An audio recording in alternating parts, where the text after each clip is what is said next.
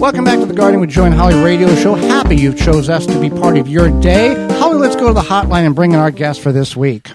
Jane Barlow Christensen is a master herbalist, author, owner of Barlow Herbal, and she had a book published very recently, Be Your Own Shaman. Welcome to the program, Jane. Thank you. I'm so happy to be here with you guys. Well, thank you for taking time out of your day, not only to educate Holly and myself, but all of our listeners. And I will start with this. For those who may not be familiar with the term, what is an herbalist? What is the characteristics or the classifications or the qualifications one needs to have in order to be labeled that? That's a great question. So sometimes a master herbalist or an herbalist can be educationally trained, like classically trained in the education system, or go to a certification.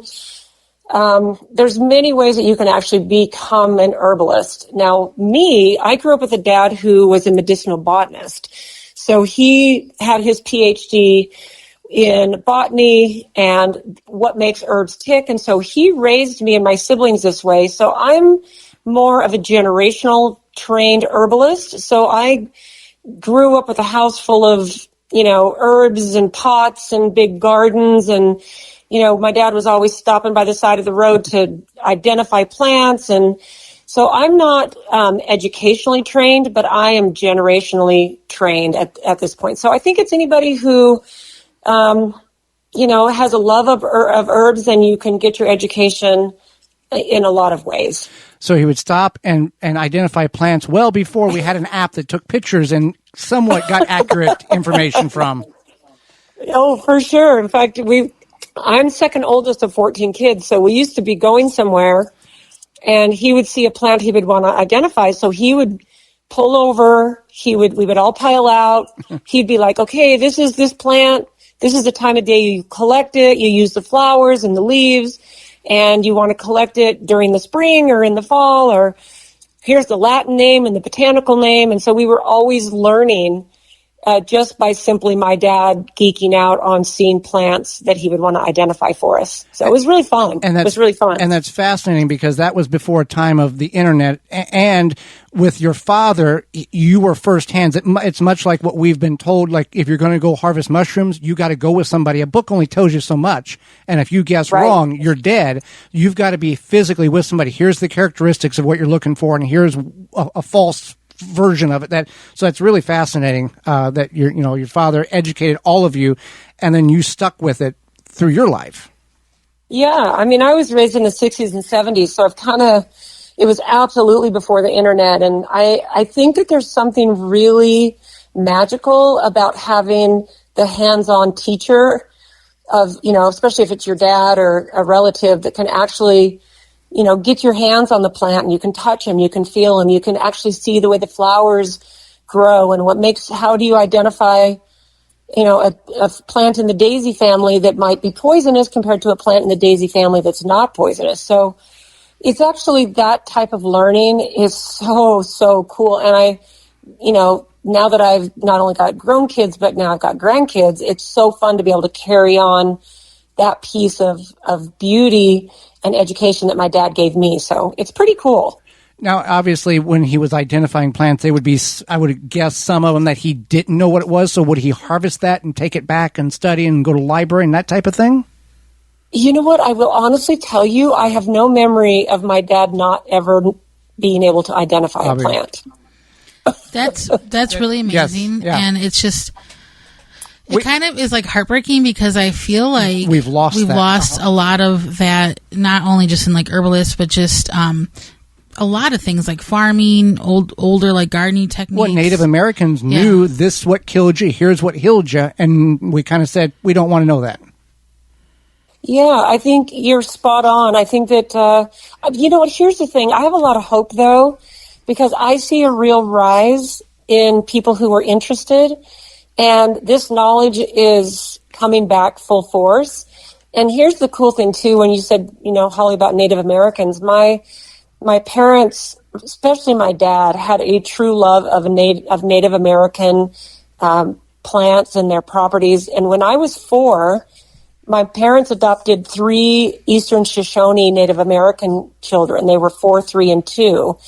and they were raised right along with us. And so there was that layer of my dad loving Native American plants and then having these 3 Native American siblings that we grew up with.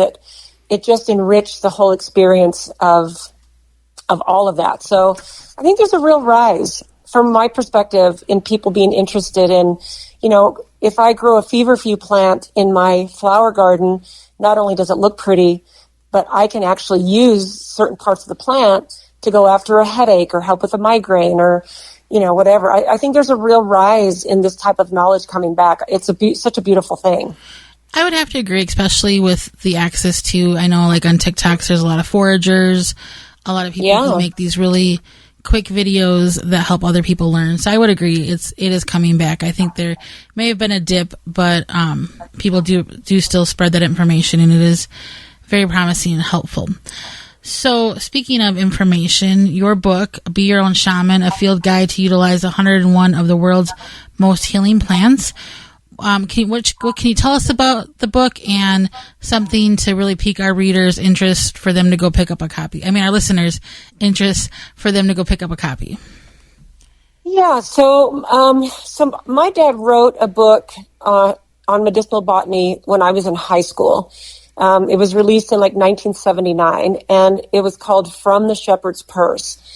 And it had 48 plants. It, to this day, is still a classic, but my dad passed away 26 years ago, and I've been carrying on his work now for more than a couple of decades. And the whole time that I've been going, not a week goes by that I don't have somebody either call or email and say, hey, you guys need to really republish your dad's book. This is such a classic. And because my dad actually self-published it, that book way back 45 years ago. And it seemed like I needed to update it, and I wanted to add more plants to it.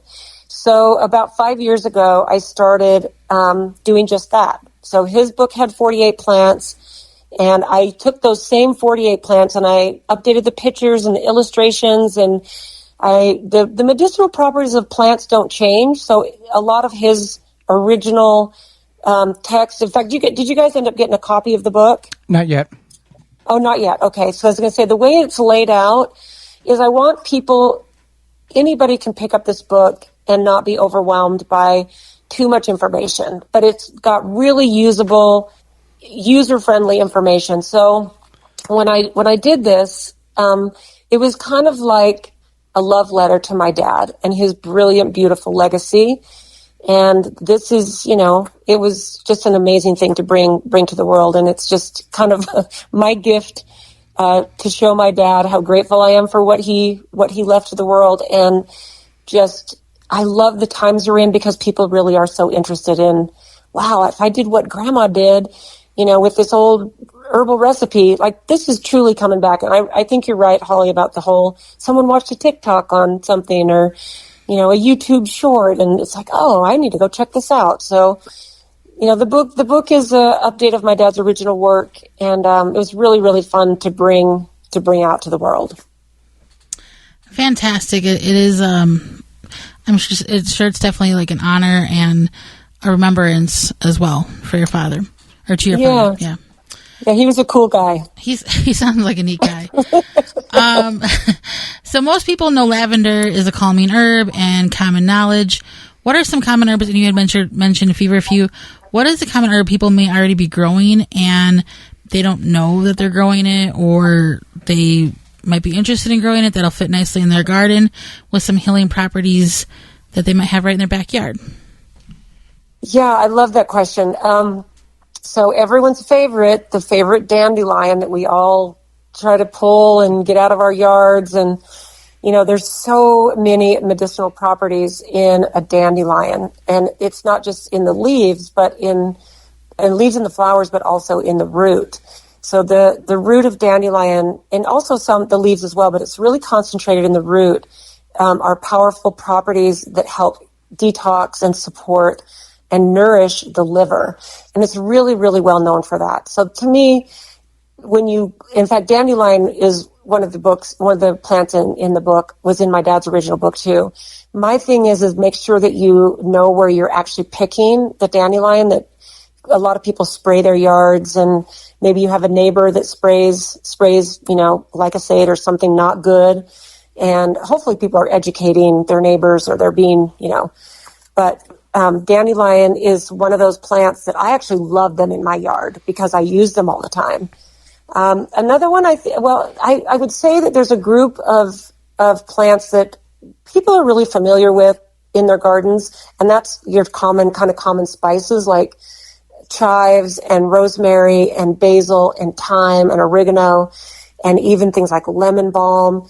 These are fun to have in your yard and in your garden. Not only are they pretty and people cook with them, but I don't think people realize the medicinal power punch that they contain, and especially when you get them fresh.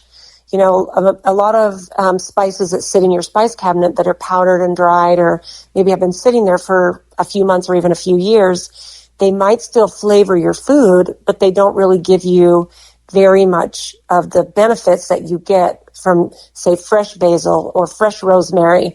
So I think it's, the book has really got a lot of spice-heavy plants because people are familiar with, like every year, people love to grow basil in their garden. Or keep a pot of basil in their kitchen sink. And there's just, besides like I said, that taste good, there's so many cool things about these plants that are really, really easy for people to go, oh, I can grow this and it tastes good and it's really good for me. Well, how about CBD? Has really taken off. It seems like it's everywhere. One, is it safe to get it from wherever? And two, what are some tips about using it? I know some people are like, "Oh no, it's that plant. I don't want to touch it." That's a misconception. First, well, also there's that, but then there's also, there's the oil, there's the gummies, there's the skin cream, whatever. Yeah, the skin cream, all these things. Yeah. So one of the chapters in my book it's the last chapter. Well, it's the last chapter on the plants. I added a chapter of psychedelics and sacred plants because I think that there is a surge, at least a big surge in interest. And in this particular chapter, I do add cannabis. I do have CBD in it. And now I also don't have preparation methods or dosing for any of the plants that are in this section because I think that there needs to be knowledge. There needs to be facilitation. There needs to be real care. Like, I've never been a person who, I do CBD. I had a knee replacement a couple of years ago because I had a horrible water ski accident, and it ended up, accumulating into a knee replacement. So when I went in and I finally found it was like the third or fourth orthopedic surgeon that I went to see before I chose one. One of the things that I said to him is I want to use these natural things to heal and to go after inflammation and pain and possible infection. I want to use these different herbs. And one of them was CBD. So I found one who was like, oh, okay, you really know what you're talking about. But the thing with CBD, which I don't think people realize, is that we as human beings actually have what's called an endocannabinoid system in our bodies. It's like when we have a nervous system or an endocrine system or digestive system. We literally have receptors that are called endocannabinoid, and our body recognizes the properties of cannabis. And it's been so demonized and so it's been made illegal and it's been criminalized. And I'm not saying that you should be really flippant with it. And I've personally never smoked marijuana. I don't judge anybody who does, but I think that for me, I used CBD and I did use gummies with THC when I was healing my knee. So there, you can get CBD without the THC, which is the substance that makes you high. And for me, I'm not after that. I'm after all the healing benefits of CBD, the pain relief. It's got powerful anti-inflammatory properties.